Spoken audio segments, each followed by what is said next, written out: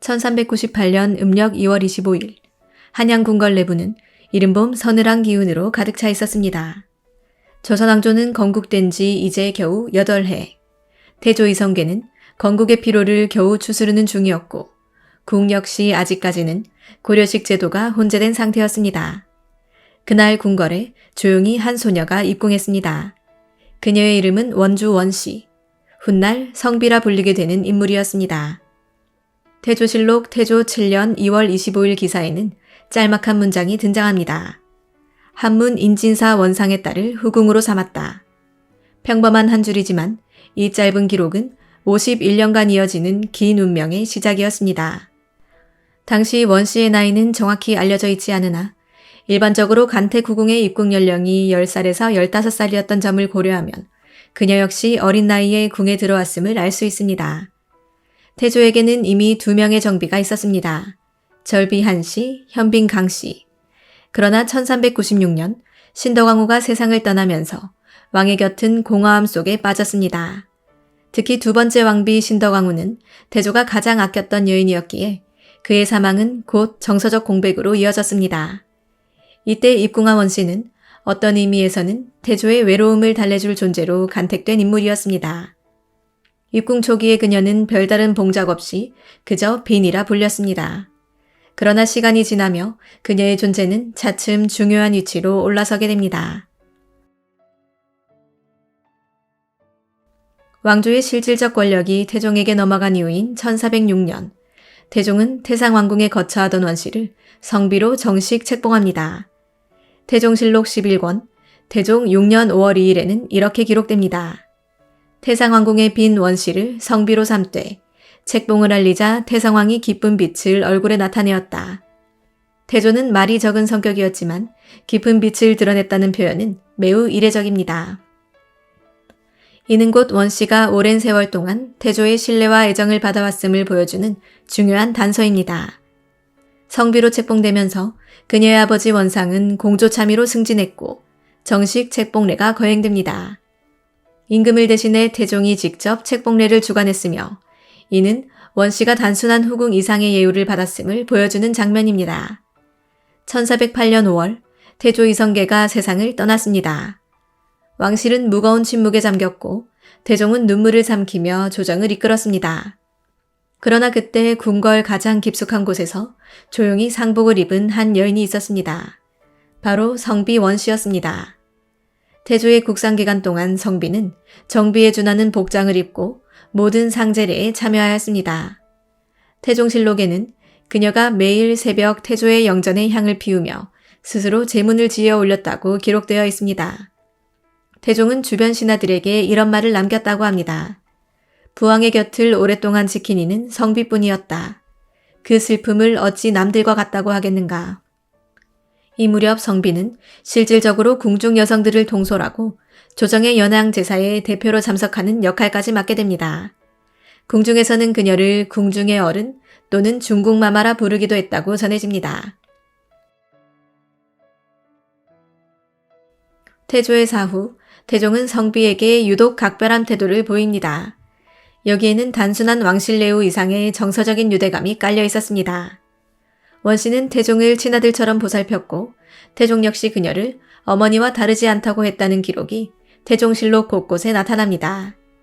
예컨대 1418년 태종이 양위하고 상왕으로 물러난 후에도 성비는 여전히 왕실의 주요 의례에 참석하였습니다. 이때 태종이 한 말은 유명합니다. 정릉은 나를 기른 일이 없고 내 곁에 있지도 않았다. 성비는 어찌 다르겠는가. 이 발언은 사실상 성비를 왕실의 정서적 중궁으로 공인한 발언으로 평가되며 당대 여러 대신 역시 그 말이 옳다고 동의합니다. 이후 성비는 태종의 사가에 드나들며 직접 약을 지어 보내거나 계절마다 수놓은 옷을 전했다고 합니다. 이후 성비는 국가 주요 행사에 정실왕비와 동일하게 참석하였으며 각종 제사와 연양 때에도 고귀한 자리에 앉았습니다. 예를 들어 1414년 성비의 어머니가 사망했을 때 태종은 쌀과 종이, 정포 80필, 관과까지 직접 하사하며 조의를 표했으며 사냥 후에는 직접 잡은 노루와 멧돼지를 성비에게 올렸습니다. 이는 후궁에게 보기 힘든 정비급 의례였고 당시 승정원 관원들도 성비의 예우는 중궁에 다름없다는 의견을 올릴 정도였습니다. 그런데 이상한 것은 생전에 성비를 정궁으로 승격하자는 주장이 몇 차례 제기되었음에도 그녀는 이를 끝까지 거절했다는 점입니다. 동국문헌 비고에는 원씨는 스스로를 후궁이라 칭하며 정궁의 예를 받기를 원치 않았다고 기록되어 있습니다. 특히 흥미로운 것은 그녀가 종종 남장을 하고 태조를 수행했다는 기록입니다. 세종 후기에 편찬된 필원잡기에는 다음과 같은 묘사가 실려 있습니다. 태조가 사냥에 나갈 때마다 원씨가 남복을 입고 가까이 시종하며 화를 쥐어들였다고 한다. 대부분의 첩들은 밖에 나올 때 남장을 하였다 하니 당시 사람들은 그를 후궁이라 불렀다. 이 기록 때문에 후대에는 원씨는 실제로는 정비가 아니었다는 주장과 더불어 태조가 총애한 첩에 불과했는데 태종이 관계를 미화했다는 야사까지 등장합니다. 세종은 효명한 공주였지만 성비에 대해서는 상대적으로 거리를 두었습니다. 이는 세종이 혈통 중심의 예법을 매우 엄격히 적용한 왕이었기 때문입니다. 세종실록에는 성비가 세종 앞에 직접 나와 의례에 참여한 기록이 총 2차례뿐입니다. 하나는 태조 기신제 때였고 다른 하나는 태종의 병환 중 방문을 요청받았을 때였습니다. 그 외의 시기에는 성비는 대부분 사가에 머물며 외출을 극히 삼갔던 것으로 보입니다. 그럼에도 그녀는 궁궐내 어른으로서의 상징성을 잃지 않았고 심지어 궁녀들 사이에서는 외출 직전 성비의 무건을 들으면 복이 온다는 말까지 전해졌다고 합니다. 1449년 12월 29일 조선조정은 다시 한번 깊은 슬픔에 잠겼습니다. 세종실록은 이날을 이렇게 기록합니다. 성비 원씨가 조라니 병이 오래되어 약이 듣지 않았다. 이 짤막한 기록 속에 태조의 후궁으로 51년, 왕실의 정신적 중심으로 4대 임금을 지켜본 여인의 마지막 순간이 담겨 있습니다. 그녀의 병은 오래도록 지속되었고 세종은 약재를 여러 차례 내려보냈지만 차도가 없었습니다. 전승에 따르면 임종 직전 성비는 살며시 눈을 감으며 나는 끝내 왕을 따라가지 못했다라는 말을 남겼다고 전해집니다. 그녀의 서거 소식이 전해지자 곧바로 조정에서는 장례 형식을 둘러싸고 논쟁이 벌어졌습니다. 예조에서는 성비는 태조의 비인이 왕비에 준하여 장례를 해야 한다라고 주장했고 홍문관에서는 태조께서 생전에 비로 인정한 적은 없으며 밖에 나갈 때마다 첩의 예를 따라 남장까지 하게 하였으니 후궁으로 보는 것이 타당합니다라고 주장했습니다. 세종 역시 한동안 침묵을 지켰으나 결국 다음과 같이 명합니다. 궁첩이 졸하여 조회를 정지하는 예는 없다. 장례는 대군의 예에 따른다. 이 결정은 성비원 씨를 후궁으로 규정하는 최종적인 판단이었습니다. 그녀는 결국 대군의 예에 따라 장례를 치른 뒤 한양 도봉구 방학동 오상군 묘역 언덕에 묻혔습니다. 묘표에는 성빈 원주 원씨 지묘라는 글자만이 씌어졌습니다.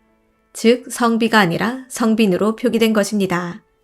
성빈은 태조와의 사이에 자녀를 두지 못했기에 후사를 이어줄 사람이 없었습니다.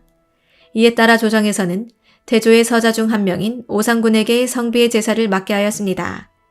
이때부터 오상군 후손들이 매년 성빈묘에서 제향을 지내는 의무를 이어갔으며 이 제도는 조선 말기까지 계속되었습니다. 이와 관련해서 세종은 이렇게 말한 것으로 전해집니다. 비록 혈맥은 없으나 충정은 있었으니 제사는 끊어져서는 아니 된다. 성비 원씨에 대한 후대의 평가는 크게 두 가지로 나뉩니다. 긍정적인 면으로는 태조의 곁을 지킨 충절의 후궁으로 태종도 어머니로 모신 궁중의 어른으로 평가합니다.